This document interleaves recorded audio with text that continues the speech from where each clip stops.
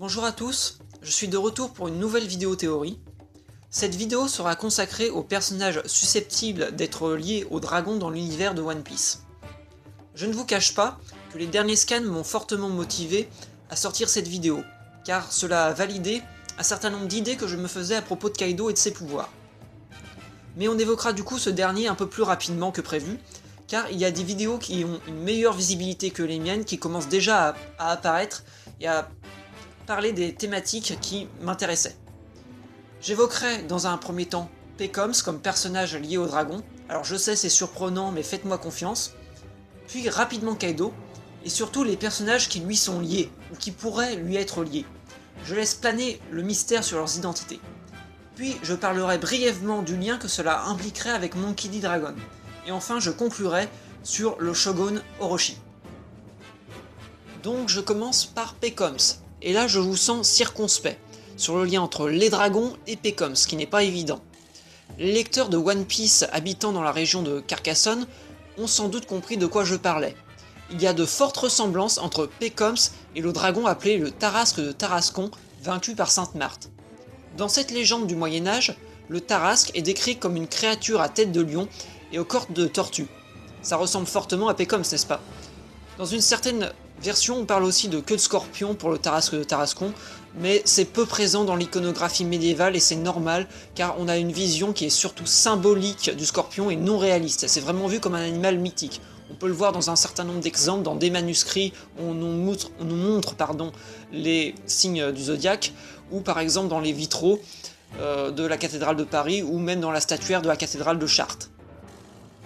Je pense que Pecoms pourrait être une référence aux dragons occidentaux, ce qui pourrait avoir encore plus de sens à cause de son coéquipier le baron Tamago, qui a une forte connotation française de par sa manière de s'exprimer.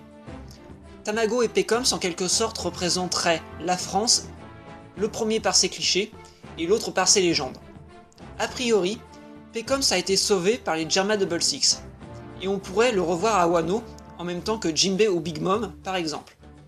Je pense que l'on mériterait alors de voir sa forme sous longue et on se rendrait peut-être compte qu'il possède des techniques ou une apparence qui ferait plus explicitement référence au Tarasque de Tarascon. Et ce qui serait intéressant, je crois, c'est qu'il affronte des subordonnés de Kaido, pouvant créer ainsi une opposition dragon oriental et dragon occidental.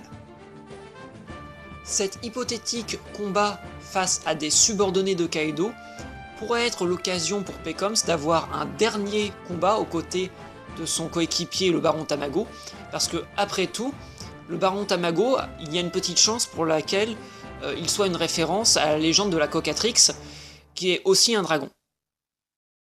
Tout cela m'amène à Kaido, dont j'ai la conviction depuis longtemps qu'il est un véritable dragon n'ayant pas mangé de fruits du démon. Du côté des arguments, il y a plein de vidéos qui sont en train de fleurir sur le net, je vous y renvoie. Ce qui m'avait mis sur la voie, c'est un SBS d'Oda où il disait que Kinemon avait ses propres raisons d'avoir peur des dragons et que c'était des bonnes raisons. Les dragons orientaux peuvent facilement prendre forme humaine, contrairement aux dragons occidentaux, et on les représente fréquemment de façon humaine ou anthropomorphique. Les dragons orientaux sont beaucoup plus orientés vers l'eau et l'océan. Ils déclenchent séismes et raz-de-marée. Notons que c'est une constante chez les empereurs de dompter les océans littéralement. Il est pertinent de noter que dans la légende de la fondation de la lignée de l'empereur du Japon, nous avons comme l'une des fondatrices Otohime, la fille du dragon Ryujin. Si on ajoute à cela l'Otamate Bako, les origines homme-poisson de Jack, il est manifeste qu'il y aura un lien narratif entre Wano et l'île des hommes-poissons. Est-ce que ce sera par l'intermédiaire de Jinbei, de Kaido ou des poneglyphes? C'est trop tôt pour le dire, on n'a pas assez d'éléments. Et on peut s'interroger légitimement, je crois, s'il y a un lien entre les rois des mers et les dragons. Pour théoriser un peu plus, il y a une question qui me semble majeure. Pourquoi les dragons ont-ils disparu? Cette question, selon moi, pourrait bien être la base de la construction psychologique de Kaido. Je pense que la raison des pulsions suicidaires de Kaido, c'est sa solitude. Ça expliquerait pourquoi il enrage de la mort de Barbe Blanche. Il perd son seul semblable, la créature la plus forte du monde, perd son meilleur adversaire, l'homme le plus fort du monde. Et cela expliquerait son intérêt pour Drake, qui finalement est une sorte de dragon lui aussi, et éventuellement un futur intérêt auprès de Momonosuke. La seconde motivation possible et non incompatible avec la première, c'est éventuellement la vengeance face au gouvernement mondial. La cause d'extinction de créatures aussi puissantes que les dragons ne peut pas être naturelle. La cause ne peut être qu'humaine, et les coupables de cette extinction, de cette extermination, nous est révélé par le nom que portent aujourd'hui ces personnes. Les Tenryubito, aka les dragons célestes. En effet, on peut s'interroger sur comment ont-ils pu choisir de porter ce titre. Il me semble logique qu'ils ont chassé les dragons et ainsi auraient pris le titre de dieu.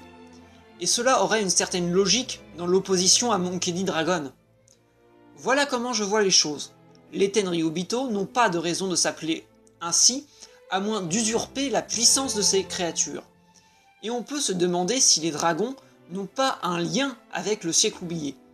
Sont-ils des divinités de l'ancien temps d'anciennes civilisations, ce qui expliquerait pourquoi les Chandia vénèrent les serpents géants?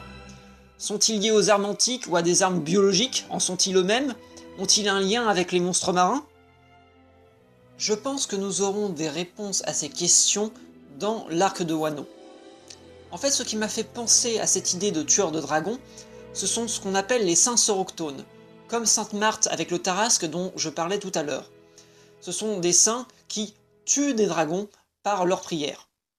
Saint Romain avec la gargouille de Rouen, Saint Georges tuant la viverne, il y en a énormément, je vous laisse chercher sur Wikipédia.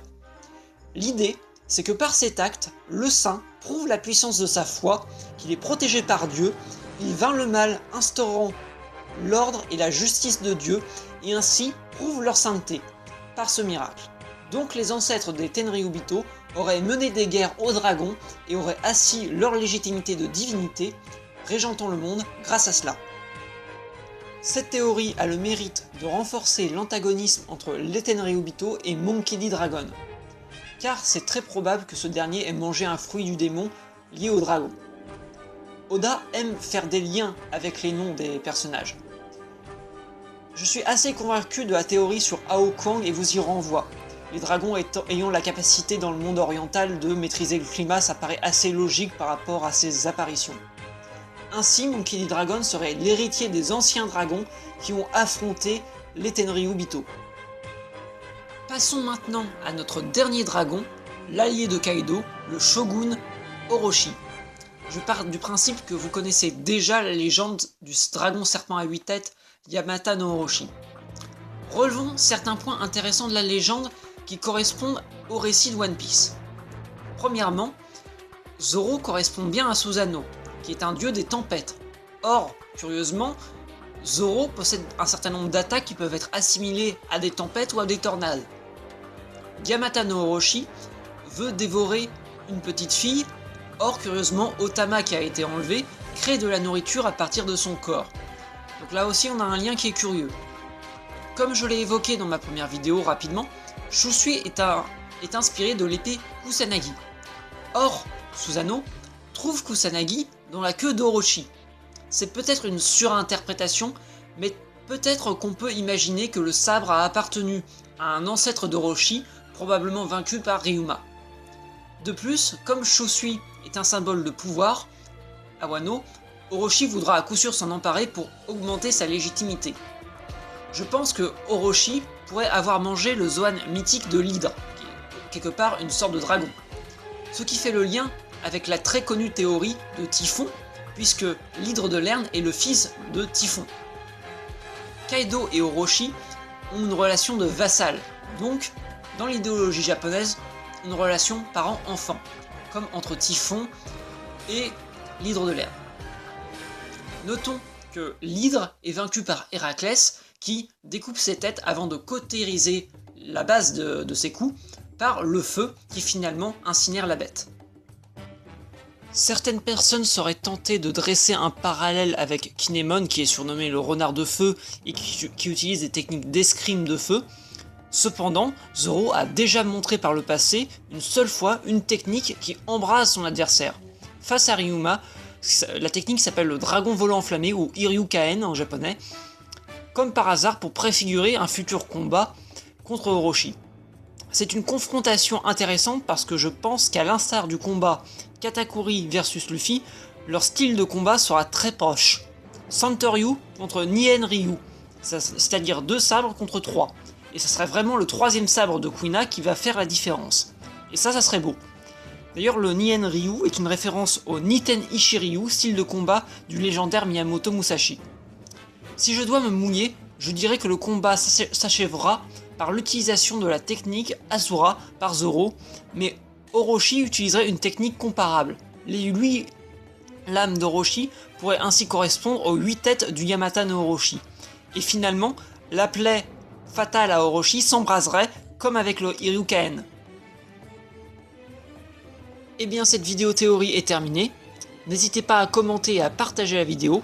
N'hésitez pas à aller voir mes anciennes vidéos et notamment la première puisque cette théorie est en train d'être validée.